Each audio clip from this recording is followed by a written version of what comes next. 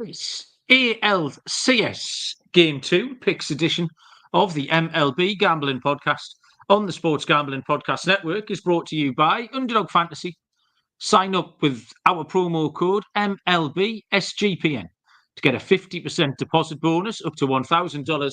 We're also brought to you by Rhythm. Start crushing college football and the NFL with Rhythm. Get your 7-day free trial today by going to sportsgamblingpodcast.com/RITHMM.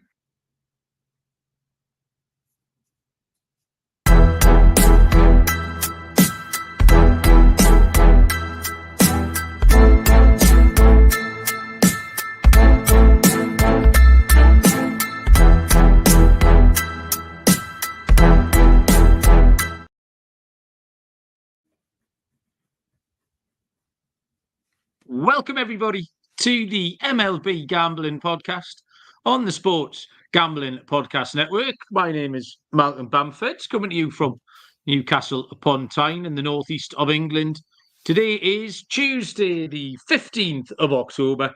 We are here to cast a little eye over the shenanigans from last night's two games, and we've got the ALCS Game 2 action later on today between the Cleveland Guardians and the New York Yankees. Joining me for the first time in ages, have kept us apart like naughty children.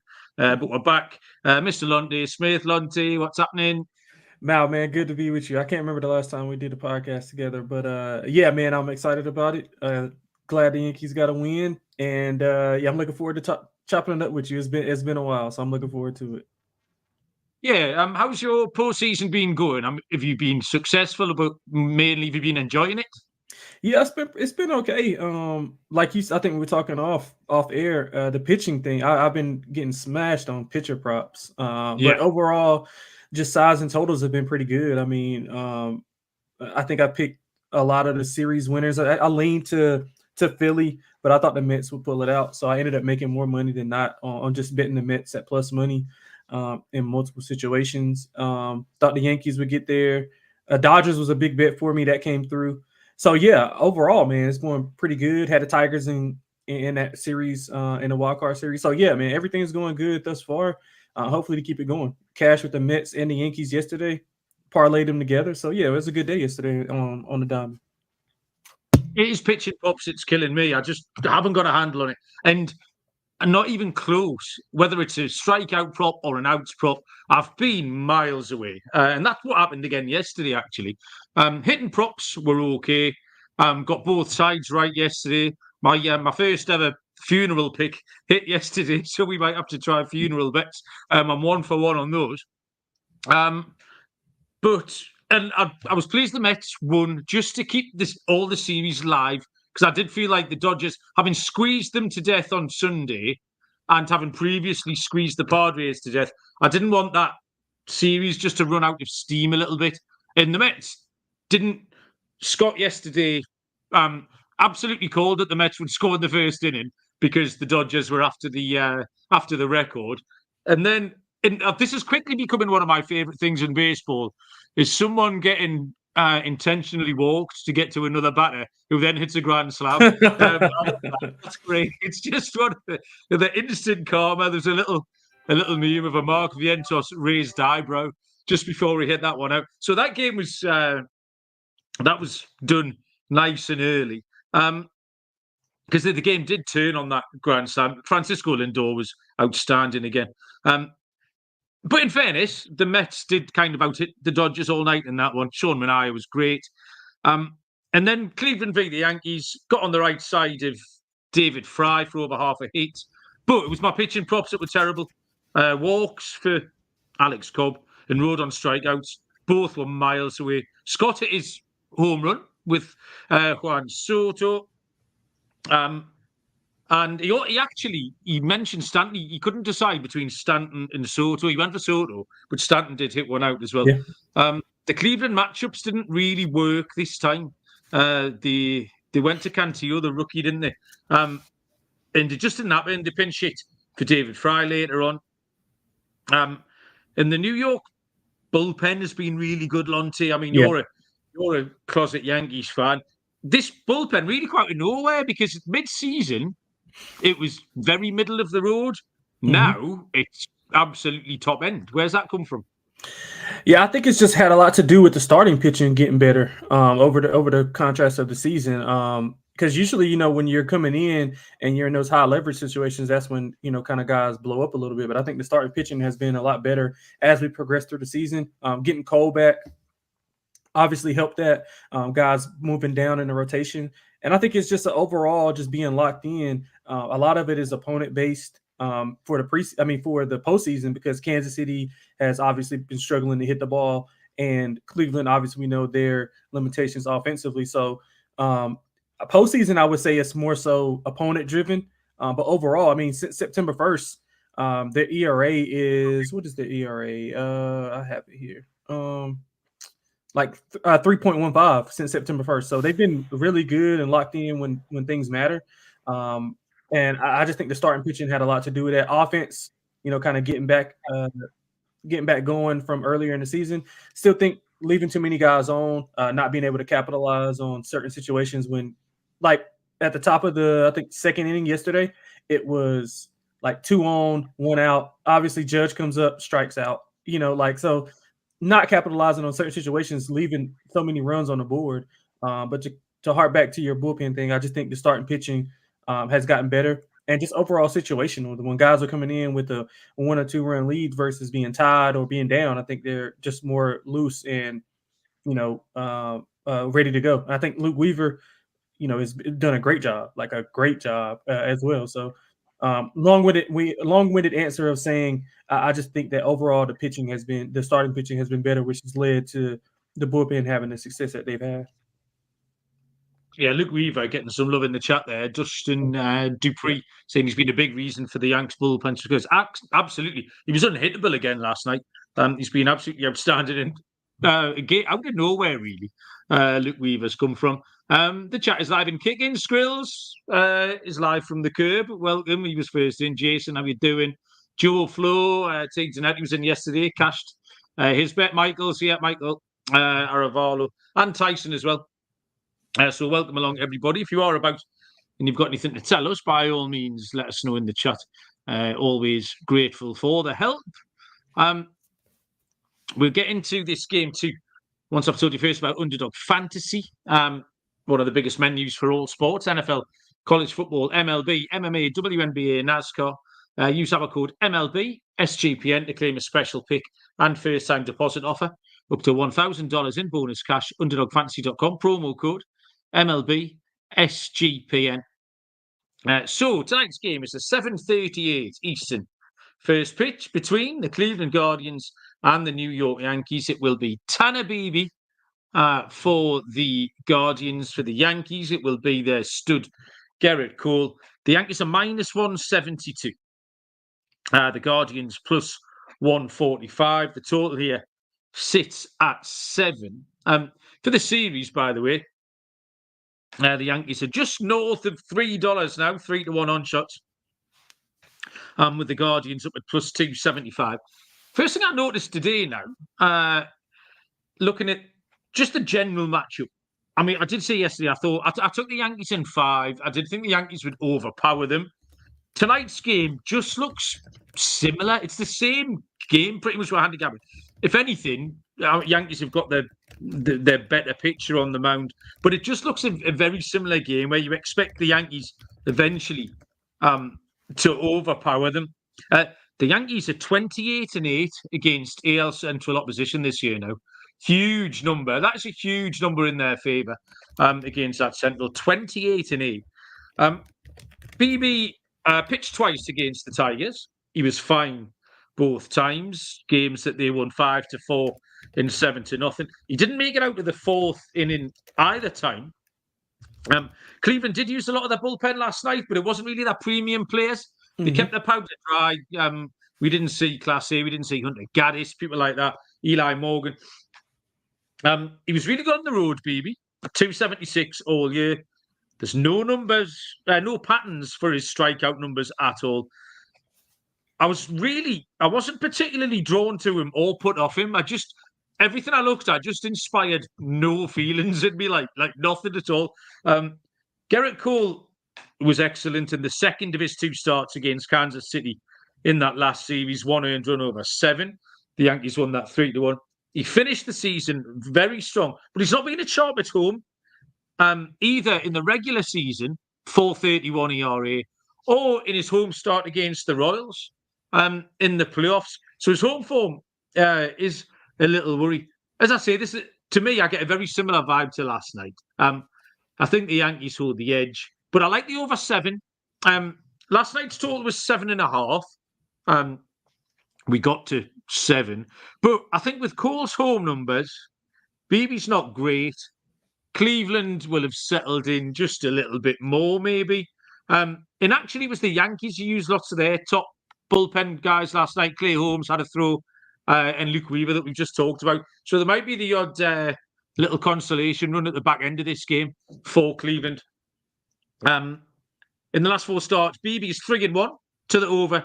Cole is 2-2, but he is 2-0 to the over as a home favourite, which is exactly what we're facing here. So yeah, my main play is going to be over 7, Lonte. Yeah, I think we're going to disagree. First time back on the podcast, we're going to disagree. I like the under. I actually love the under. I just think that if you look at Bibee, 2.76 ERA on the road, 4.15 at home. So he's obviously pitched better on the road than he has at home. He's allowed 2 or less in 4 straight. You mentioned his not going a ton of innings, so I could go first 3 under, first 5 under if you're into those markets. A lot of books have first 3, first 5. I think under is a big play. Cole, like the thing with Cole is, I'm pretty sure every Yankees fan has seen it. Like you know early if he's gonna have it or not. And a lot of pitchers you really just don't know. Like you can tell his body language tells you all you need to know. Like he's probably got the worst body language of a starting pitcher I've ever seen. He could throw 5 scoreless and he give up 1 hit and it's like the world's ended. That's one thing I don't like about Cole. But other than that, I mean, he's been fine. He threw 6 scoreless and only 1 hit allowed versus Cleveland in the August start.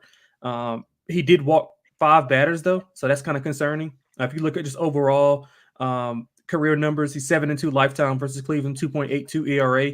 In the postseason alone, he's 4-0 with a 1.98 ERA. So obviously not the same staff or that he's pitching to, but he's got some familiarity there. And I think that he'll be able to go strong here. I like the under. First 5 full game. I think the Yankees pull away. The only thing is, man, like, what are you going to get from Cleveland offensively? Like, they don't have much offensively, especially if Ramirez and Kwan aren't at the top of their game. I think Ramirez can have a big game here. He has decent numbers against Cole. The Yankees have scored 3 or less in 3 of their last 4 games. And outside of Soto and Stanton, I mean, he hasn't been getting much from anybody, to be honest. I mean, still leaving guys on in big spots, still striking out when they need to put the ball in play. Like, just overall, just not as complete as I would imagine. But I think the bullpen, obviously, we talked about that, has been good. 3.15 ERA since September 1st. We know what Cleveland's bullpen is going to be able to do. I think you brought up a great point. Didn't use a lot of their high leverage guys, which I think this will be a closer game. So I'm going to go with the 3-2 Yankees win. So that'll put me under. I think we get a 1-0. I think we get a 1-0 first 5. So I'm going under, man. I know we're going to disagree, but I like the under. I just don't think that Cleveland will be able to produce anything off Cole. I mean, they're 23rd in runs on the road per game, 4.1. And I think that's a bit inflated due to some of the White Sox games and, some of the lower tier teams that they play. So I like the under a lot. I would lean to the Yankees. I don't want to lay that price, even though it is Cole. Maybe if you want to parlay like the Cole to get a win, I think that's a better bet if you like the Yankees, because I think he's going to go deeper into the game if he can. He's off normal rest. He should be ready to go. Yeah, actually, I was going to play it to record the win. Gerritt Cole is plus 135. That's my best bet on the card, right there. Sorry? That's going to be one of my best bets on the card. Yeah. To be fair, there's more love in the chat for the under. I think I'm out on a limb with my over. Thomas wants the under as well. Michael's bringing up Anthony Rizzo. I think might be a player you're going to get to. Rizzo. in a little while. Yeah, he was sort of a bit of a surprise in the lineup last night, Anthony Rizzo. Okay, we'll try and take out some player props. I'm going to have to work through. I'm going to keep going with these pitching props. I wouldn't expect anyone to bet them except me, but I'm going to keep trying. We work through some player stuff. Let me tell you about Rhythm, our proud partner, the #1 AI-powered sports betting platform. You can find moneyline spreads, totals, and props, but you can build your own model, put whatever you want in there, or use one of the top performing models from the leaderboard. That gives you loads of stats, research, and trend analysis. You can claim a 7-day free trial by going to sportsgamblingpodcast.com/rhythm. That's sportsgamblingpodcast.com/RITHMM. And BetUS, the best in the business for around 30 years. Early deposit using crypto and get lightning fast payouts. You can sign up and get a chance to win a 1960 Ford Mustang. Use our link to sign up and get a 125% deposit bonus on your first 3 deposits. Go to sportsgamblingpodcast.com/BetUS. That's sportsgamblingpodcast.com/BetUS. Promo code SGPN, so they know that we sent you. BetUS is America's favourite sportsbook. Right, player prop. So, like I said, I've found a pitching prop. I wouldn't expect anyone to take any notice, but I'm going to keep on trying. It's the only way to work through it. And I feel like I'll be on a limb here because you just talked about how deep into the game you think Gerritt Cole is going to go. I've got Cole under 17.5 outs. Is plus 120. The game logs, it's actually really close. It's kind of the over-under here is straddling the fence. Is game log. That's straddling that 17.5 outs. But I'm getting plus 120 for it. And I just think at home, with a potential shorter leash, do we get a day off tomorrow as well? Yeah, for travel. It should be a day off tomorrow for travel. Yeah, so they might just be happy to throw the rest of the bullpen again. So that was where I landed with that one, under 17.5 outs at plus 120. For my batting prop, I'm going to take a leaf out of Scott's book from yesterday. I'm always quite open the fact that I'm still learning baseball. It's been 8 years now, but I'm still learning. And Scott talked a lot about how Cleveland match up. They will pinch hit people really early in the game. Now, Scott actually lost this prop yesterday, but he was unlucky. His reasoning was completely bulletproof. And it was Jhonkensy Noel under half a hit, because he said the minute the lefty gets pulled, Noel will be out the game. Noel only had 2 at-bats. So Scott was right. Unfortunately, he got a hit in one of the 2 at-bats. So that's a lot of the time, that's just luck. So I think he made the right pick. Didn't necessarily get him a winner. So along similar lines tonight, against the right-handed pitching, you're going to see a lefty-heavy lineup here for Cleveland. The 2 players I like for the under half a hit are Kyle Manzardo, who I think will bat second. Under is minus 120 for him. Again, possibly only 2 plate appearances there for Manzardo. But the other one, and this is plus money, is Will Brennan. He's plus 120 to record under half hit. Actually, I've got him projected to bat 7th. So further down the lineup, we might not even reach him that 3rd time.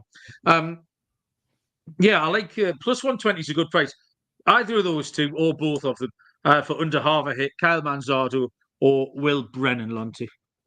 Yeah, so 2 things I like. I like the, I can see your pathway for Gerritt Cole, like under the outs, because if he goes well, and what if the Yankees are up 2? I think if the Yankees get up 2-0, they feel like they can win the game because Cleveland just can't muster up enough offense, especially against that bullpen. So if he goes, if they go up early, 3 or 4, like 3rd or 4th inning, 2-0, I think maybe depending on the pitch count and how Cole looks just physically and how many, how many hits, swing and misses he has, how many balls in play, all of that stuff will go into play. So I can see them kind of pulling him at like around the 5 1/3, 5 2/3, depending on what's going on. So I could kind of get with your Gerritt Cole under on the outs.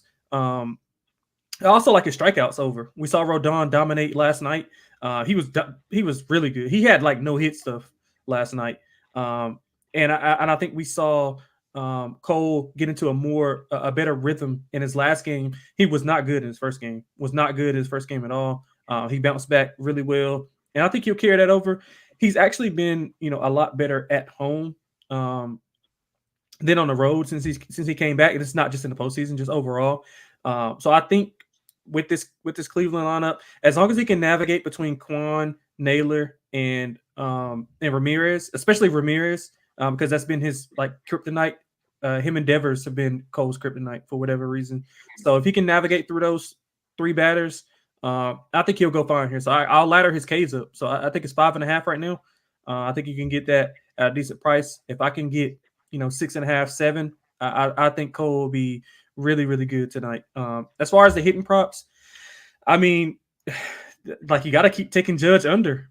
I mean, you have to. I mean, he just doesn't have it. And Bibee's been okay. He hasn't faced Yankees offense, so first time through, maybe that's an advantage for Judge. I don't really know what his issue is. It's kind of being a recurring thing, but man, I've been taking his under since the postseason started because he's got to prove it to me, that he can actually be in that spot. I think he's only had one hit, right, and that was a double, if I'm not mistaken. I'll just keep cashing with the plus money, so I'm just gonna keep riding under on Judge. I think Ramirez does have a decent chance to get on base, so I'll take his over 1.5 total bases. And I like my guy Rizzo. I like him to have a really big game here. We'll talk about him in the home run props, but he's going to be one of the guys that I like to go deep and have a big game. I just think that somebody else has to show up, like Naylor. Somebody else has to show up for this Cleveland offense for them to have a chance. Because if they play like they did last night, it's going to be a quick game. Because I think Cole will make quick work of them, and then Weaver will get in that bullpen and kind of dominate as well. Yeah, Aaron Judge is a real head scratcher, isn't it? I think he's played something like 43 postseason games now, which is like a quarter of a regular season. It's a big old sample size, hitting 206, something like that, around that. So yeah, concerning. So finally, you might have just given it away. Dinger, dingers, dingers, dingers, dingers, dingers, dingers. Is it Anthony Rizzo? Yes, I love Anthony Rizzo. I think I forgot who mentioned it in the chat, but yeah, he stole my thunder. Rizzo's been good against he's been good against the Guardians. I think somebody else has to produce. I mean, literally, I mean, if you just look at just the metrics wise, if it wasn't for Soto or Stanton, it's nobody else is producing in that Yankee lineup. I guess you can debate. Volpe had a big hit here and there. It's just not producing. Jazz has been horrible. I really hate him in the field. Actually, every time a ball is hit his way, I kind of hold my breath because I have no idea what he's gonna do. So yeah, I think we got to get some hits from those ancillary pieces. I think Rizzo is going to be in line for a big one. So give me Rizzo to go long tonight. Okay. I'm going to ride the hot hand. I'm going to go back to back Juan Soto plus 320. Got no issues with him. Likes to hit it out against the right-handed pitcher. So yeah, Juan Soto was locked in last night. Looks really, really sharp. Yep. Back to back for me for Soto at plus 320. And I think, ladies and gents, boys and girls, we're done. Lonte, you got anything else you want to tell the people before we go? Nah, man. I'm just hoping that we can get a 2-0 Yankees lead. And I really don't know what I think it's just outmatched because what are the Guardians going to do? They're throwing their ace right now, and he has to go against Cole. So, if Cole has it and you go down 2-0, I mean, who are you going to come back with? They're in a tough spot. But generally, as a Yankees fan, usually when teams are in tough spots against the Yankees, they usually win because that's just how the Yankees are. So, I'm hoping that Cole can get it done, man. I'm looking forward to the game, man. I'm really looking forward to it. I think it's going to be a low scoring. The old school baseball fans will really love. My grandfather would love a game like this, 2-1, 1-0 type of game. So, yeah, I'm looking forward to it. Yeah, me too. Thanks, mate. It was nice to talk to you after all this time. Thank you, everyone. The chat's asking for Premier League picks, man. You got Premier League this week? Yeah, Michael's asking. Tomorrow or Thursday, Michael, is the answer. We've been in the middle of an international break, which is the most painful week. There's no football. You have to watch. Tonight, we're betting on Belarus v Luxembourg. It's fucking dreadful. But the Prem's back this weekend. So Wednesday or Thursday, Michael. we'll be back around. Steve joined us in the chat as well late. Also, thanks, Steve. Appreciate it. Someone's back tomorrow with the Dodgers and the Mets. Good luck with your bets tonight. Enjoy the game, and we will see you all down the road. Cheers.